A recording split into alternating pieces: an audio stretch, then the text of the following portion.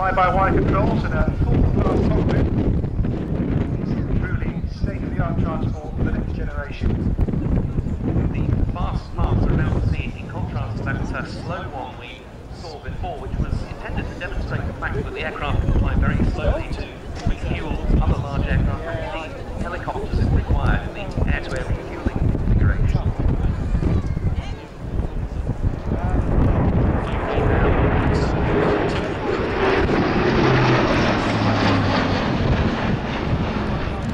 What it's going to simulate now is a pull up to the maximum 120-degree angle of bank at the top, shades of the old Dutch F-27 displays, if indeed he does go past the vertical here as he's planning to do, and there we go.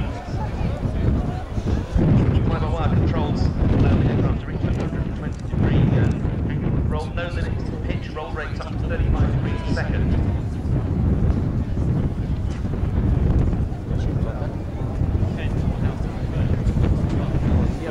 Please say you got that. I've got it on video, yeah.